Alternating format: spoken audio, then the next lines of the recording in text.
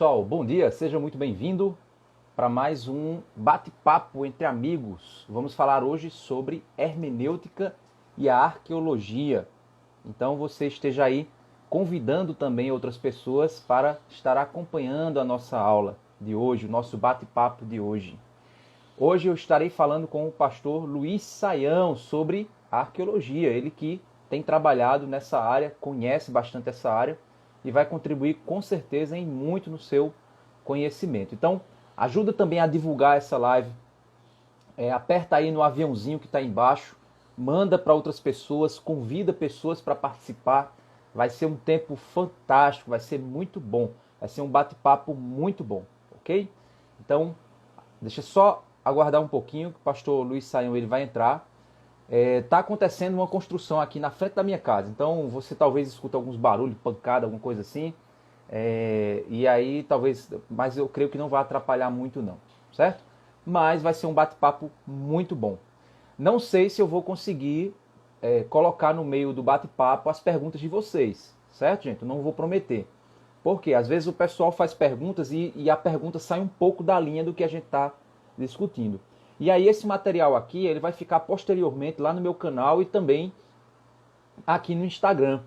Então, para ficar um material interessante para o pessoal acompanhar e até mesmo estudar através desse material. Então vai ser uma ferramenta muito boa. Olha aí, ele acabou de chegar.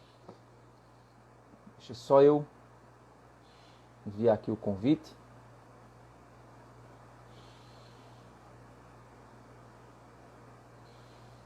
Vamos lá.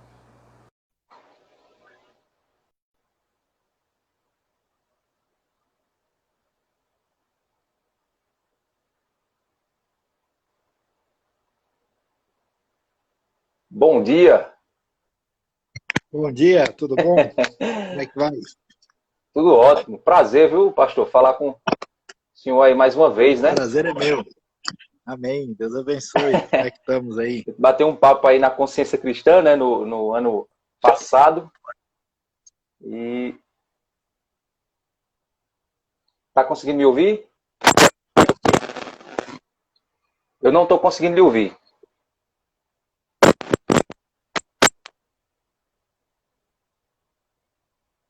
Não estou ouvindo. Agora? Agora eu estou ouvindo. Agora tá bom? Tá, agora tá bom. Então tudo bom. Então vamos por aqui, porque esse aqui não está conseguindo funcionar. Muito bem. E aí? Vamos lá. Vamos. Nossa live. Pastor, bem, a gente tem feito esse trabalho aqui, eu tenho feito todo sábado, um trabalho voltado à área de hermenêutica, né? A relação que algumas disciplinas têm com a interpretação bíblica. Eu acho que a gente precisa fomentar muito a interpretação bíblica nas igrejas. As pessoas elas estão muito analfabetas biblicamente, né? Elas estão, por isso que elas acabam dando ouvidos aí a muita bobagem aí fora e elas precisam ter a Bíblia como uma ferramenta onde elas possam também, né, utilizar para se proteger, né? Diminuir também a dependência, né, de outras pessoas e elas desenvolverem essa capacidade de interpretação. Não a livre interpretação, mas a interpretação no que diz respeito àquilo que a gente sabe que é a doutrina bíblica, a correta interpretação das escrituras. Então eu tenho feito esse trabalho todo sábado, e aí eu tenho convidado alguns especialistas, né, dependendo do assunto, para trabalhar. E hoje eu queria exatamente trabalhar sobre a arqueologia. E aí é um bate-papo, o senhor fica aí à vontade para conduzir da forma que o senhor preferir as suas respostas. Mas Ok. para que o pessoal possa entender, eu queria que o senhor conceituasse o que é arqueologia bíblica. Uhum. Então vamos lá.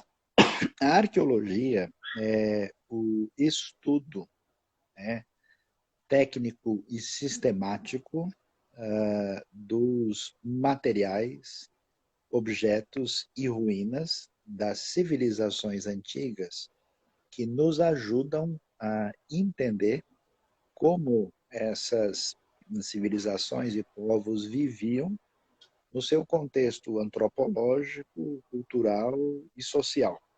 Quando a gente usa a expressão arqueologia bíblica, é exatamente o estudo técnico e sistemático da arqueologia é feito, digamos assim, nas terras bíblicas, né? E encontrando uma série de objetos e ruínas que nos ajudam a entender o contexto histórico, cultural, social e linguístico da Bíblia. Certo. Um arqueólogo bíblico, ele precisa ser necessariamente um cristão?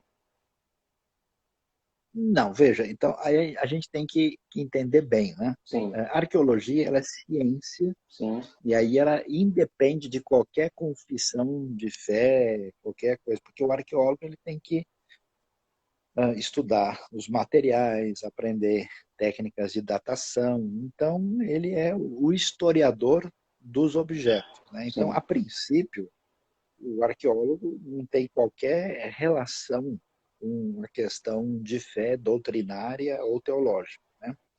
Agora, quando você vai fazer a arqueologia, aí surge uma questão de como é que você enxerga o texto bíblico, sim, né? Então, por exemplo, a gente, no sentido técnico do termo, a gente não usa na academia a expressão arqueologia bíblica, né? sim, Você fala da arqueologia do Antigo Oriente Próximo, arqueologia sírio-palestina, arqueologia mediterrânica, né? Porque, assim, quando você vai mexer num sítio arqueológico, você vai encontrar o que está lá, né? sim, Se aquilo ali tem ligação com a Bíblia ou não, é um segundo elemento. Por exemplo, em Israel, recentemente, eu estive numa localidade chamada Herbet Keiaf, que é uma espécie de palácio de construção grande, né?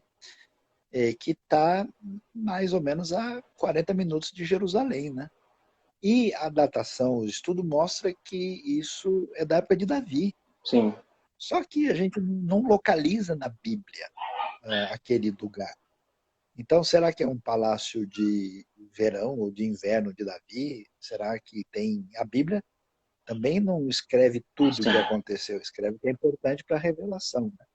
Então, nesse sentido, a arqueologia trabalha com essa questão em si de estudar o que foi encontrado. Agora, quando o arqueólogo vai lidar com os dados e os textos e o material encontrado, ele tem as suas pressuposições. E aí a gente fala, usa duas expressões importantes para designar isso, que a gente chama de escola minimalista Sim. e maximalista, né? O que é um arqueólogo maximalista?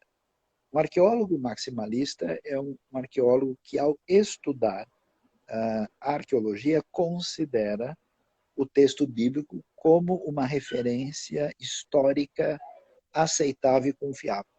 A escola, por exemplo, de Jerusalém, ela é maximalista, né? Ela entende que a Bíblia é um registro que merece atenção e confiança. Então, se está escrito lá, então, naquele lugar havia tal coisa, eles vão procurar. Sim. Já a escola minimalista, que, por exemplo, em Israel é encontrada em Tel Aviv, aí a proposta é bem diferente. Eles são críticos, são bem descrentes, e eles rejeitam a ideia de que a Bíblia, para eles, a Bíblia é um livro fantástico. Sim. E aí eles tentam questionar, né? Está muito ligado a esse aspecto mais crítico e negativo que se desenvolveu na Europa, nos Estados Unidos Sim. e chegou em Israel também. Interessante. Eu lhe perguntei isso, parece até muito óbvio, mas hoje a gente sabe que a própria ciência, ela está tanto politizada quanto também existe uma certa ideologia na forma como interpreta-se as coisas, né?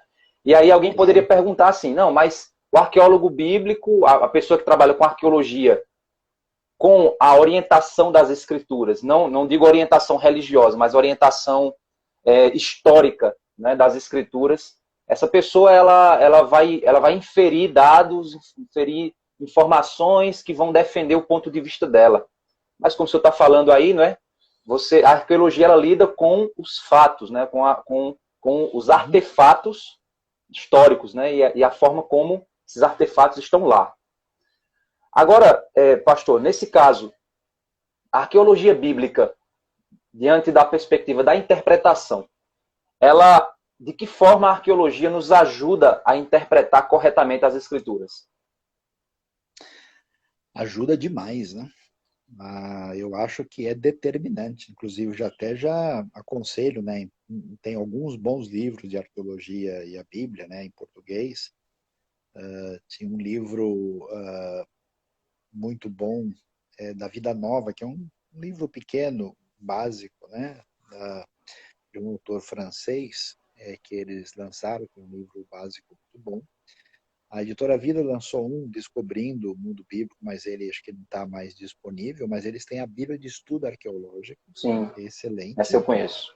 e, e também saiu esse ano um material interessante publicado pela Thomas Nelson, né, do mesmo autor que tinha escrito um livro pela CPAD.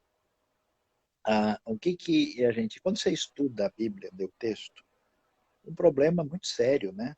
Você lê as palavras, mas você não tem um mundo no qual essas palavras estavam inseridas, né? Então, para você entender aquele texto, você precisaria ter a conexão em volta, né? Para saber do que a gente está falando. Então, quando a arqueologia, porque a arqueologia, ao contrário do que o pessoal imagina, é uma coisa muito recente, né? A arqueologia só se desenvolve a partir do século XIX, né? Com a presença das tropas napoleônicas na região do antigo Império Otomano no Oriente Médio, né?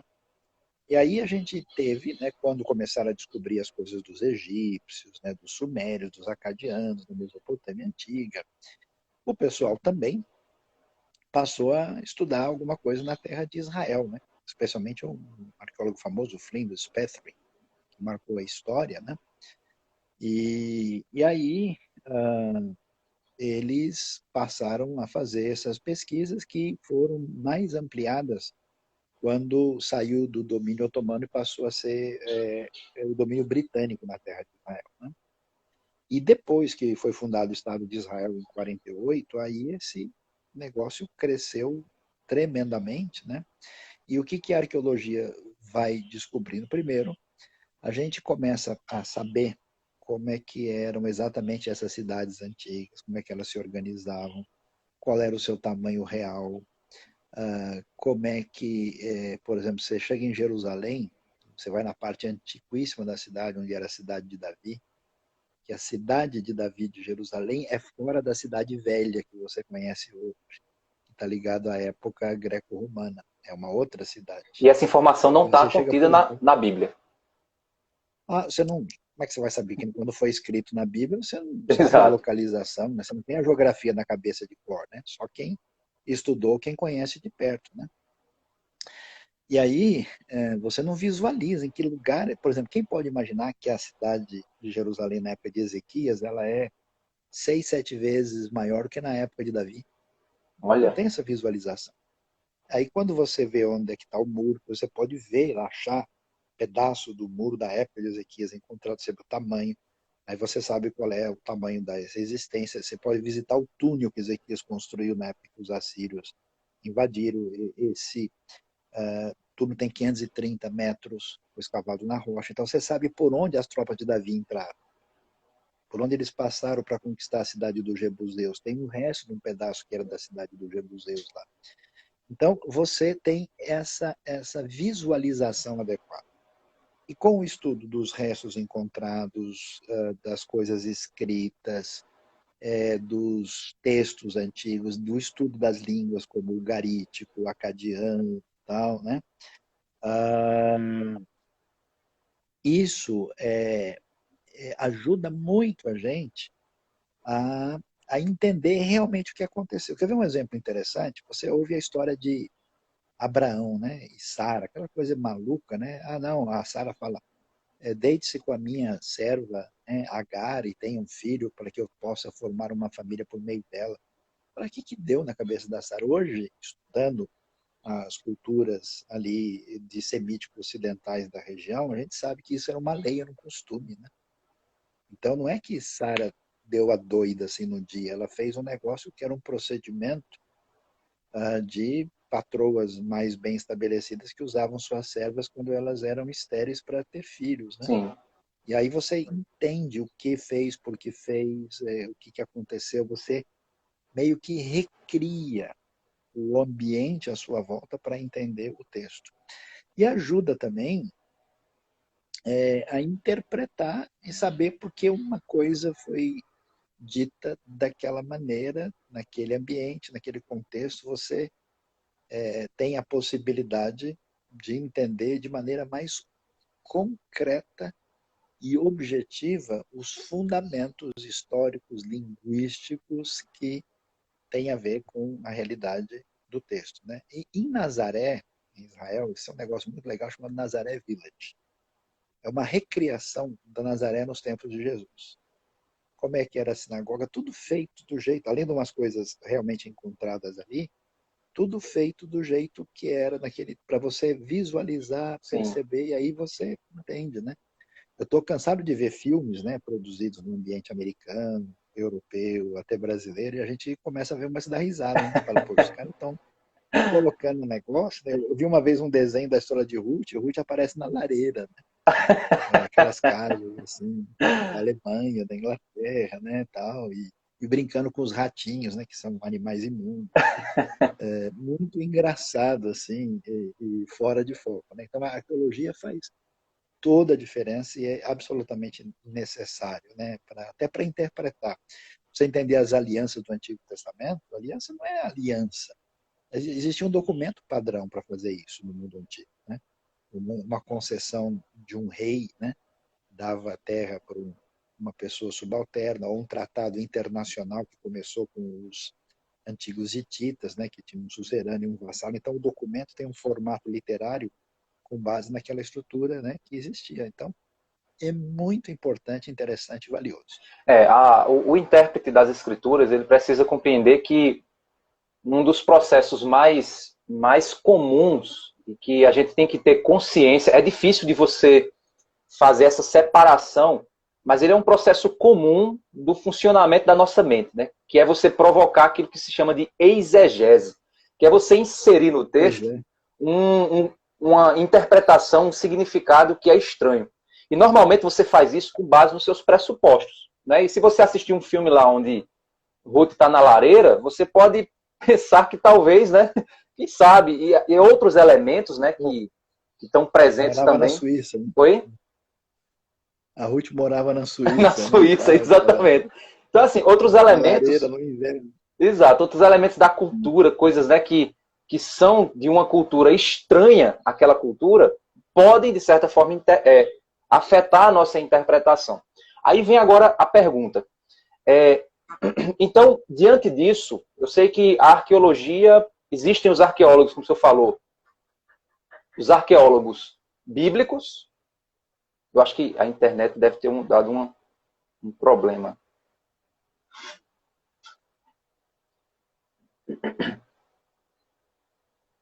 Acho que a internet dele deve ter dado um probleminha. Não sei se é a minha.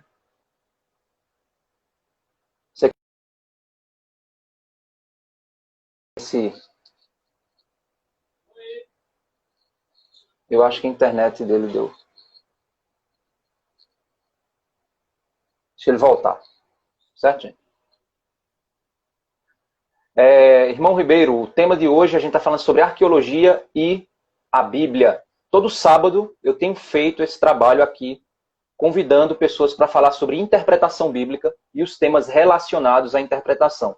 Isso é uma das áreas que eu tenho trabalhado, certo? Uma das áreas que eu gosto de trabalhar. As 3 áreas que eu gosto de trabalhar é filosofia, teologia, filosofia, interpretação bíblica e a área de interpretação bíblica e a área de aconselhamento bíblico. São as 3 áreas que eu tenho trabalhado aqui na internet e buscado levar. Então, todo sábado, às 11 horas, eu tenho feito esse trabalho para conversar sobre interpretação bíblica. Eu fazia isso muito antes dessa crise, né? Eu fazia essas lives, né? Tem um pessoal aqui que me acompanha há mais tempo, e eu fazia essas lives.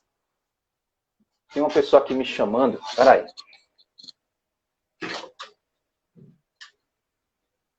Amigo, eu estou numa chamada aqui, eu não posso atender, viu? Me entrega? Peraí.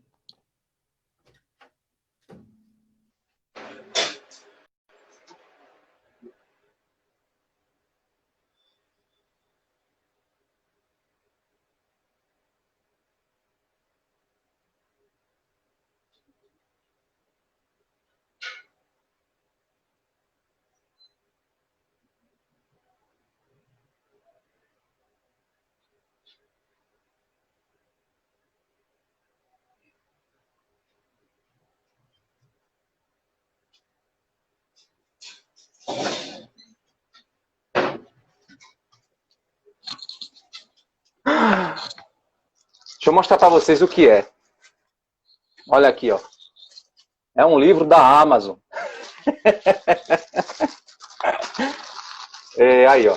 O livro da Amazon. Isso é coisa de pastor, viu? Comprando livro e recebendo livro. Mas vamos lá, deixa eu ver se... Aí, voltou. Suei agora, viu, gente? Tô precisando fazer uns exercícios físicos. Essa quarentena aí. O almoço foi não, William. Não chegou não. Foi um livro aqui, viu? Da Amazon. É um almoço, né, também, né? Só que é um almoço intelectual. Aí o livro chegou e eu corri ali para atender. Ok. Ó, suei, viu? Só nessa corridazinha que eu dei ali. Aí, o pastor... Não sei o que houve aqui, né? Foi, eu acho que a sua internet, às vezes também o Instagram, ele dá uns probleminhas Pois é, também. travou tudo aí, agora voltou. Ok. Pronto, a pergunta que eu ia fazer era o seguinte, a gente tem, eu tô aqui meio suado porque chegou um livro aqui ó, propaganda da Amazon. Aí eu corri ali para... Aí Desculpa. Mas, bem, a pergunta ela é o seguinte, a gente sabe que os pressupostos, a gente tem que ter muito cuidado com os pressupostos na hora da interpretação, certo? E o senhor falou que a arqueologia, existem aqueles arqueólogos que eles interpretam os fatos respeitando o que as escrituras estão falando, existem aqueles que, de certa forma, eles criticam mais aquilo que a Bíblia, para tentar tratar a Bíblia como um livro de mitos, né? Um livro que não está falando a verdade. Como eu consigo, então, me proteger quando eu vou usar, quais são os perigos de eu usar a arqueologia para interpretar as escrituras, de modo a aplicar os pressupostos equivocados?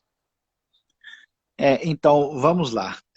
Você tem hoje a possibilidade de lidar com isso de maneira muito simples, porque os arqueólogos eles colocam as fichas na mesa claramente. Então, por exemplo, tem um arqueólogo mais cético em Israel, chama-se Israel Finkelstein. Tem até, ele é o mais radical, então inclusive ele tem recebido crítica, né, de outros arqueólogos mais moderados, né, porque a gente também tem que entender um pouco o lado de que as pessoas que se dizem conservadoras também não entendem, né? Uma vez eu cheguei no Egito com um grupo de pessoas e alguém falou assim, ô pastor, será que a gente indo no museu vamos poder ver o cestinho de Moisés, né? Eu falei, eu vou ficar devendo, né? Porque a essa altura a gente não vai encontrar. Então o que acontece? Tem gente que acha que qualquer coisa que está escrito na Bíblia a gente vai encontrar.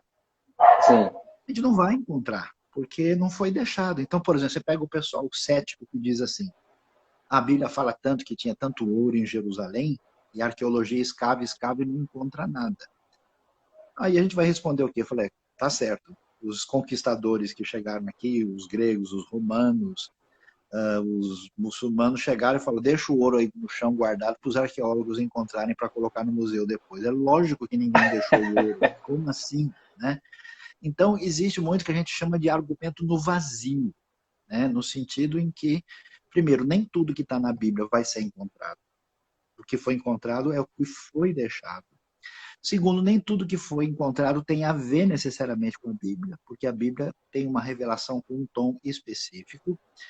Terceiro, tem coisas que não são pertinentes diretamente ao relato bíblico, mas são importantes para entender o contexto, a realidade, o cenário. Por exemplo, o Finkelstein, ele dizia, né, o argumento dele qual que era? Um argumento que a gente tinha até certo ponto que ficar quieto. Ele argumentava no vazio. Ele falava, olha, pessoal, não tem restos arqueológicos suficientes ligados ao século XI e 10 a.C. para a gente dizer que tinha um reino de Davi e de Salomão do jeito que a Bíblia conta. Então, o que ele argumentou? Ele argumentou foi o seguinte, Davi tinha uma meia dúzia de amigos lá, ele foi uma pessoa que teve uma importância naquele contexto, e depois as pessoas escreveram uma história e para encher a bola do Davi, botaram, né, a descrição lá em cima. Enquanto ele falou isso no vazio, todo mundo achou legal. Mais recentemente, outras pesquisas, escavações na cidade de Davi, na parte que é chamada Wofel, que está dentro do Parque Arqueológico do Davidson, as descobertas na região de Timna, perto de Eilat, e outros achados. Agora os arqueólogos dizem, não, peraí, o Frankenstein bebeu groselha vencida, porque não é bem assim. Hoje a gente sabe que não é possível a hipótese que ele levantou, de que Davi e Salomão eram um grupinho de nada, né? E até porque hoje a gente sabe que nessa época o que a arqueologia já desenterrou sugere uma realidade muito maior do que ele quis admitir, né? E no final de 1993, começo de 1994, acharam uma placa no norte de Israel, uma inscrição chamada inscrição de Tel Dan, que menciona o que é chamado Beit David, a casa de Davi. Essa inscrição é da metade do século 9 a.C., né? Então 800, assim, quer dizer, cento e poucos anos depois da morte de Davi, ainda tem uma referência de uma coisa chamada dinastia de Davi, provavelmente escrita por um rei arameu, sírio. E aí, o que a gente pode ver é que certas posturas, quando você não tem material suficiente, ela é uma postura baseada no vazio a partir do pressuposto das pessoas. Quando as coisas são encontradas e são vistas, mesmo assim, existe um ponto em que você tem o objeto, vamos dizer, objetivo que está ali, né? Sim. E tem um ponto em que você vai interpretar, né? Por exemplo, quando você vai em Megido, uma das cidades importantes, Megido, do reinado de Salomão, 1 Reis 9, verso 15, fala de Gezer, Hazor e Megido. Uma coisa interessante é que o capitel das portas encontradas é o mesmo, da mesma época, que mostra que isso está numa mesma sintonia histórica. Mas os arqueólogos mais, digamos assim, bíblicos, maximalistas, falam, isso aqui é da época de Salomão. Aí os outros torcem o nariz e dizem, não é Salomão, isso aqui é da época de Acabe e de Onri, né? A arqueologia não tem como definir isso no detalhe. Sim. Porque não tem elementos. Porque quando você fala de uma coisa de 3.000 anos atrás, 100, 200 anos é muito pouco para resolver a questão em qualquer lugar, né? Então, a gente deveria identificar os arqueólogos que têm uma perspectiva de respeito com o texto bíblico, deve saber, né, que alguns arqueólogos, mesmo que sejam renomados, como é o caso do Frankenstein, são arqueólogos exageradamente críticos que têm uma outra perspectiva. Agora, tem que tomar um cuidado também, que do lado de cá, né, mais conservador, assim dito, tem gente muito, digamos, que tenta forçar a barra, né? Sim. Mesmo que a gente não encontrou nada, a gente dá um jeito de dizer que é, né? Então, na internet está cheio de coisa, diz que acharam a Arca de Noé, né? Sim. Você tem uma ideia, tem um pessoal... Acharam os ossos gigantes dos gigantes. Osso de gigante, não sei o quê. Um cara, por exemplo, me mandou um material uma vez dizendo que acharam a Arca da Aliança em Jerusalém. E que essa Arca da Aliança, ela está bem perto do lugar onde Jesus morreu. E que o sujeito, o dito arqueólogo, achou, o anjo deixou ele chegar na arca e chegou lá e o anjo deixou fotografar, mas não deixou filmar. O anjo tem seus dados aí bem definidos, né? E aí ele foi e pegou em cima da tampa da arca, que é o propiciatório, ele viu que tinha umas gotas assim. Aí ele descobriu que aquelas eram as gotas do sangue de Cristo que escorreu quando ele morreu e caiu em cima da tampa. Olha. Diz o cara que ele pegou, né, essa mancha, levou para o laboratório, foi fazer um teste e que deu metade humano, metade não humano, incompreensível. E aí provando que Jesus, então, é metade divino, metade humano. Olha, já então, pecou assim, até contra a teologia, coisas... que não é metade, né? Pois é. Sim. Pelo menos o sangue, né? O sangue era metade compreensível, metade não. Esse desdobramento cristológico é outro departamento. Mas, assim, para você ter uma ideia, e um monte de gente lê isso e leva a sério, né? E o cara se intitula arqueólogo. Ah, né? meu Ele Deus. até talvez tenha feito algum curso, mas não é uma pessoa recomendada na comunidade internacional. Então, a gente tem que tomar cuidado com essas pessoas que enxerga o que não existe e tem que tomar cuidado com o pessoal que é excessivamente crítico, que tem uma revolta, coisa negativa contra a fé, né? Alguém escreveu que o Anjo só tinha conta no Instagram. O vídeo só se fosse menos de 1 minuto, senão ia pro IGTV. E se não fosse TikTok, né? Porque TikTok é 15 segundos. Então, aí eu acho que o Anjo não tem essa parceria com o TikTok. Não deu, né? Então a gente precisa tomar um cuidado aí, porque realmente a coisa fica fora do lugar. Então, pastor, por exemplo, determinado fato arqueológico, eu não sei se já aconteceu, eu creio que não, né? Mas eu não sou especialista no assunto. Algum fato, ele pode dizer que algo que a Escritura diz, por exemplo, se um determinado fato, ele contradiz a Escritura, determinado artefato, algo que foi encontrado, de alguma forma ele vem a contradizer a Escritura.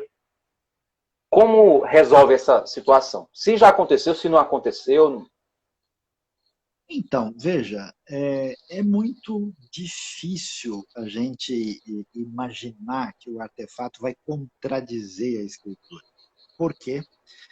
Porque o que a gente tem é o quê? É uma ruína, um negócio achado. Certo. Esse negócio achado vai ter que ser lido, entendido, explicado, né? E quando ele é explicado, vamos assim dizer, por exemplo, eu tenho um primeiro artefato arqueológico importante, né,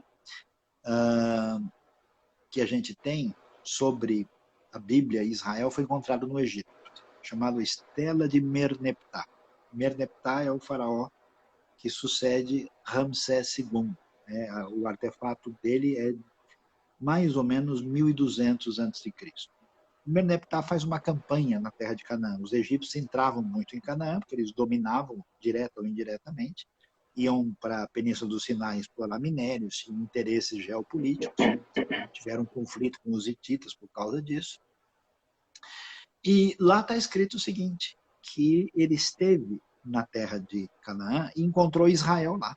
Então você tem uma prova egípcia, arqueológica, de que Israel, no século 3 a.C., está na terra de Canaã. Sim. Ele diz que encontrou. Aí o que ele diz? Que ele acabou completamente com Israel e que Israel não existe mais. Bom, está escrito na placa egípcia, mas os judeus mandaram lembrança, mandaram bom dia para todo mundo, né?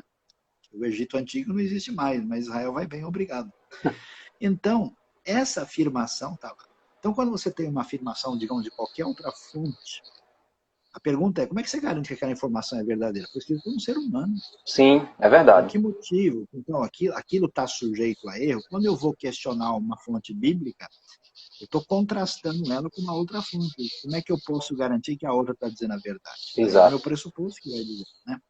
A outra questão é o entendimento. Por exemplo, você tem na história bíblica coisas que os números estão diferentes, depois se percebe que é um problema de câmbio, né? Um está contando dentro de um padrão X, o outro está contando do outro padrão, né? Você precisa entender também a natureza da literatura a ser considerada. Você tem uma série de elementos, né? E hoje, o que a gente pode dizer? Existem, na vasta maioria das coisas, eu diria que mais de 90% das descobertas, você tem uma conexão natural e espontânea com a Bíblia. Tanto é que você tem toda uma reconstrução dos elementos que estão lá. Em alguns casos, você tem uma diferença. Um caso bem recente, assim, quentinho do forno, é a localização de Emaús, né? Que na descrição bíblica estava mais ou menos a uns 10, 11 quilômetros de Jerusalém. A Emaús tradicional estava num lugar mais longe. E aí o pessoal fala, mas Emaús, isso aí foi erro do evangelista, né? Ele, no chutômetro, né, disse, olha, Emaús fica a tantos estádios de Jerusalém, mas aí surgem as perguntas, peraí, de onde ele considerou o ponto de partida para ele fazer essa medida? Mas será que era daqui e da lá? Até que agora, no ano passado, eles encontraram um outro lugar que mais seguramente é a Emaús bíblica mesmo, dentro daquela distância esperada, né? O túnel de Ezequias tinha um lugar antigo que na saída dele estava o tanque de Siloé. E todo mundo dizia que era lá. Mas aquele tanque Siloé é da época bizantina, do período do Império Romano do Oriente cristianizado. Em 2004 para 2005, o arqueólogo israelense que eu conheço pessoalmente, que trabalha na cidade de Davi, ele encontrou outro, que foi oficializado hoje, né? A gente sabe que aquele é o tanque de Siloé da época do Novo Testamento. Então, assim, é um pouco cedo. Existem algumas coisas que são difíceis, tem coisa que a Bíblia fala, a gente não encontrou. Tem coisa que a gente encontrou e o pessoal encontra com outro nome. A pergunta é, será que é aquele mesmo? E tem as controvérsias que estão ligadas à situação, especialmente de épocas muito antigas, em que a gente não tem os detalhes suficientes para tomar uma decisão. Um exemplo muito claro disso é Jericó, né? As ruínas que a gente tem em Jericó, da sua destruição, elas não batem nos detalhes com a datação que a gente imagina da Bíblia, né? E aí pode ter várias explicações para isso. Uma delas é que a muralha que fez parte da invasão mesmo foi totalmente destruída, que não tem o que achar. Até quando eu vou lá, eu brinco pessoal, onde é que estão as muralhas? Cadê as muralhas de Jericó? Onde? Eu falei, não, porque a Bíblia diz que caíram porque caíram mesmo. Então, quer dizer, estão caídas.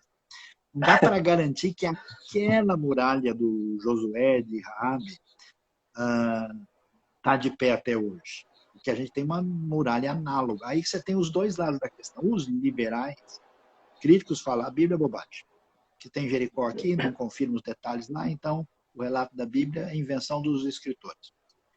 E o pessoal mais, digamos assim, ortodoxo, tenta achar o Josué dentro da coisa de qualquer maneira, forçando a barra para, de alguma maneira, encaixar, né? A gente não precisa disso, né? O texto bíblico é correto, ele é fiel, ele tem intenção nítida de transmitir a verdade de Deus, só que, às vezes, ele não tem a intenção de dar os detalhes que a gente está querendo. Ele expressa isso numa outra linguagem, num outro contexto, e às vezes o que estava lá do jeito que estava agora, depois de tantos séculos de invasão, de mudança, você pode encontrar cenários diferentes. Por isso que quando a gente vai e visita um lugar, a gente diz, pessoal, isso aqui é exatamente o que estava na época de Jesus. Não mudou nada, pode ter certeza. É isso mesmo. Isso aqui, é provável que sim. Sim. A chance é grande. Isso aqui, tá vendo aquela parte? Vocês estão vendo? Aquilo é da época do Novo Testamento. Isso aqui é da época bizantina. Isso aqui é dos cruzados. Isso aqui é dos muçulmanos. Então, aquela parte tem a ver, essa outra não. O que a Bíblia diz sobre isso está ali. Aquilo ali não está. E olha, é uma loucura, porque, especialmente em Israel, você tem descoberta toda semana. Porque são mais de 20 mil espaços arqueológicos. No Museu de Israel tem 500 mil de peças guardadas para serem mexidas e trabalhadas. Eu já levei grupos que a gente fez experiência arqueológica. Uma moça do nosso grupo achou uma moeda romana.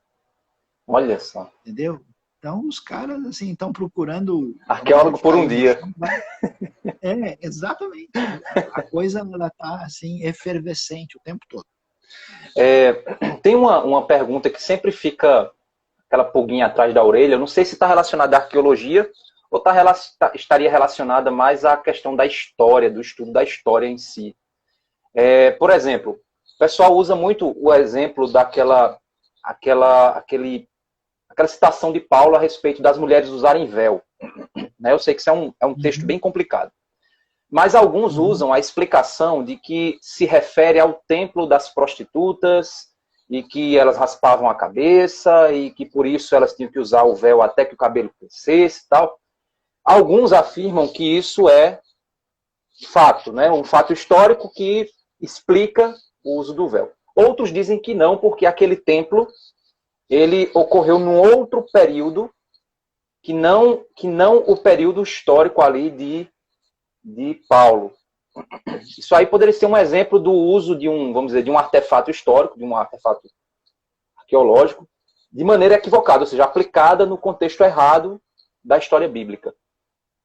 Isso seria então, assim? O que acontece é o seguinte, você encontra certas coisas e a ligação e a conexão que você faz com algumas coisas que você encontra e contexto nem sempre é tão natural assim, né? O que acontece? Em todo mundo bíblico, mundo hebraico, existe uma preocupação muito nítida com o cabelo. Sim. Cabelo, pelo, tudo isso tem muito valor. Na nossa teologia não tem, mas para eles vale tudo. Você lê o Levítico, o tempo todo o sujeito vai raspar os seus pelos e tal, e ficará impuro, voltará, fala sobre barba, não pode cortar a ponta da barba. Então, esse mundo do deserto, mundo semítico, que é diferente de outros mundos, onde as pessoas têm mais barba e pelo e cabelo do que os outros, inclusive, essa descrição é muito significativa. E nesse mundo, a coisa mais espetacular que existe é o cabelo da mulher. Então, o cabelo da mulher não pode ser visto. No mundo judaico, religioso até hoje, a mulher casada não pode mostrar o cabelo. Então, ela se casa. É engraçado isso, é estranho para a gente, né? Toda mulher ortodoxa usa peruca. O cabelo dela só o marido pode ver. Uma mulher que mostra o cabelo é como uma mulher andar sem roupa. Então, tem todo um ambiente muito significativo. Por isso que você vê na tradição judaica, você tem isso, os muçulmanos herdaram isso. Você vê Corinto, em Coríntios, Paulo falando sobre isso. Você vê que a tradição católica, as freiras têm a cabeça coberta. Né? Então, isso é um negócio muito longo, muito amplo. Quando uma pessoa moderna lê Corinto e estranha aquele tipo de coisa, deve ter alguma razão muito especial para isso. Em Corinto, o que você encontra? Você encontra ruínas da cidade, desde o século VI a.C., do templo antigo de Apolo, que está lá para você ver. E da época neotestamentária, tem algumas inscrições, acharam um pedaço da sinagoga, com referência específica, acharam uma escultura de imperadores que são da época de Jesus mesmo, você tem do Novo Testamento pelo menos, acharam a placa com o nome, né, do Gálio, que era procônsul da Caia, que está lá no Museu de Delfos, e acharam o lugar certinho onde Paulo foi julgado, o tribunal lá que está em Atos 18. Então, Corinto é muito específico. Essa cidade de Corinto está aqui embaixo, assim no nível, vamos dizer, da rua. Lá em cima da montanha, quase meio que 800 metros para cima, está a Acrocorinto. Essa Acrocorinto é o lugar onde ficava o templo de Afrodite, onde estavam as prostitutas cultuais. Né? As prostitutas cultuais eram a razão da questão do cabelo e do véu na igreja. Talvez tivesse um pouco de conexão, mas não é a conexão determinante. Sim. Com certeza não. Quando o Paulo escreve, ele tem outros argumentos. Ele fala que o cabelo foi dado no lugar de véu, ele fala que o véu é um sinal de exousia, de poder e de autoridade. Ele diz que isso é um problema para os anjos. Né? Ele tem argumentos e parece que a ideia é a seguinte, e quando eles estão reunidos, existe um elemento que envolve a ordem social no Sim. qual as mulheres humildemente entendiam a sua necessidade de comportamento adequado naquele local. E que os anjos estão presentes nos cultos oferecidos a Deus na Igreja de Cristo de maneira invisível. E que, possivelmente, vendo essa atitude que teria um símbolo de ser afrontoso naquele contexto, ambiente que é do cristianismo primitivo de raiz judaica, isso certamente traria uma situação muito complicada. Então ele diz, olha, deve fazer isso em função disso. Eu acho que a conexão com a prostituição cultural ela é mais leve do que deveria ser sugerido, né? Até porque de fato a gente tem dúvidas sobre isso, né? O pessoal está perguntando de livros bons que tratam da Era exatamente o que eu ia perguntar agora. Um livro muito bom na Vida Nova. A Vida Nova tem um livro da vida diária nos tempos de Jesus, né? É um livro Jesus na ótica do Oriente Médio, do Kenneth Bailey, né?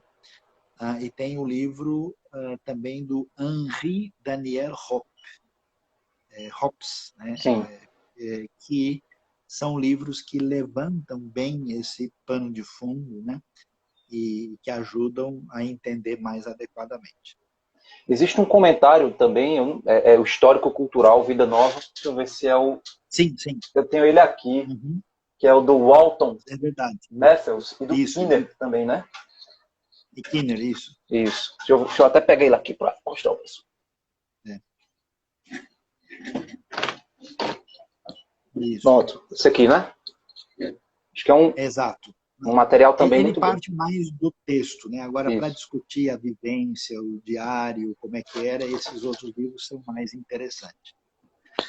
Dá para escrever os nomes agora um pouco difícil. Depois, talvez, Lázaro pode mandar, porque aqui no Instagram para escrever o nome e tudo, mas Ok. é só ver, né? Aí Eu no posso. site da Vida Nova tem um material interessante.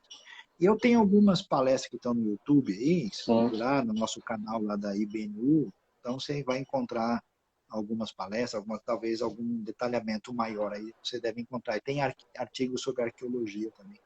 E também tem um material, para quem não conhece, né, tem um material no Bless, que é a ferramenta de streaming da consciência cristã, e tem um mini curso lá de arqueologia bíblica, Isso. né, que o senhor ministrou aqui, e está lá verdade, também. Exatamente. Né, então, assim, é um mini curso de 3 dias, se eu não me engano, né, então, isso. Bem condensado, mas eu acho que também tem muita coisa. E eu acho que os slides também que você utilizou, né, o senhor utilizou slides lá também, né?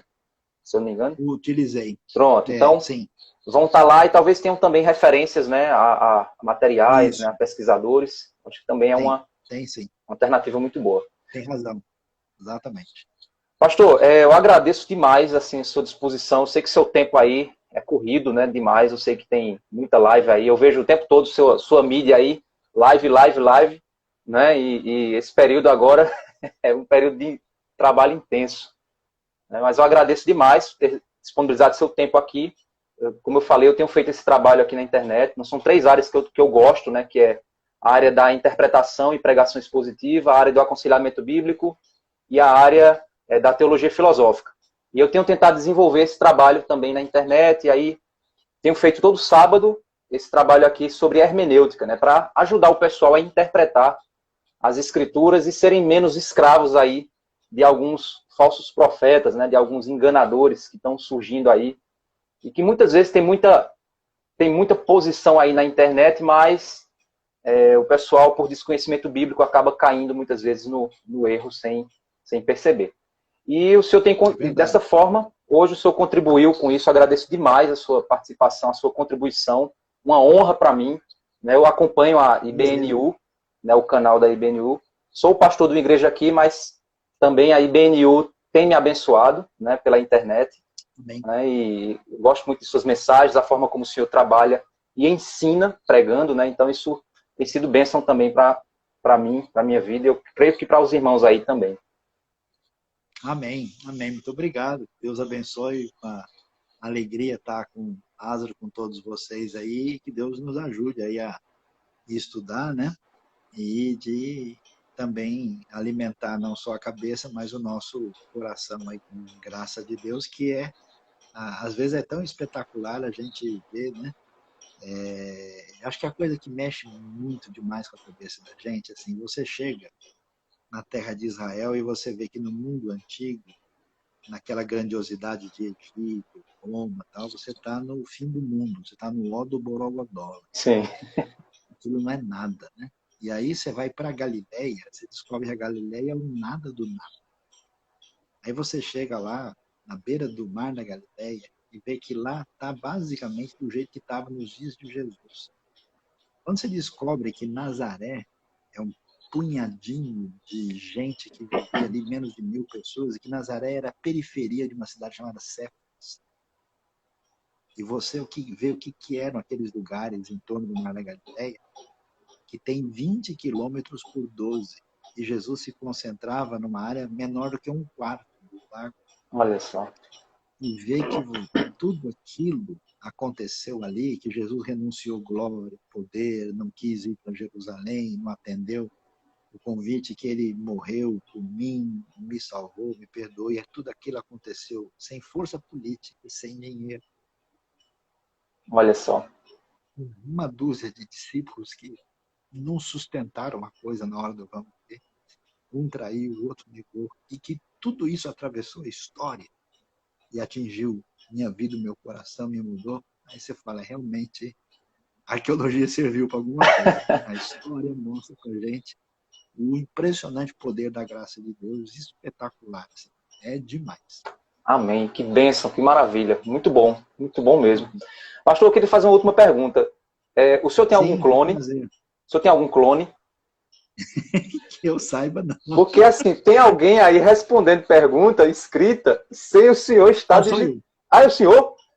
Sou eu. Rapaz. Eu estou aqui, mas ao mesmo tempo eu mando aqui. Que habilidade, eu não consigo fazer isso, viu? É um pouquinho complicado, tem que colocar de um jeito aqui. Mas eu acabei de botar a mãozinha com oração aí. Amém. Amém, pastor. Deus abençoe, viu? Eu queria orar por sua vida, né? Para que Deus esteja guardando. Por favor. Vamos orar. Amém. Senhor Deus, te peço nesse momento pela vida do pastor Luiz. Senhor Deus, que o Senhor esteja fortalecendo a vida dele, Pai. Eu sei que esse trabalho, Senhor Deus, na internet, muitas vezes ele é desgastante.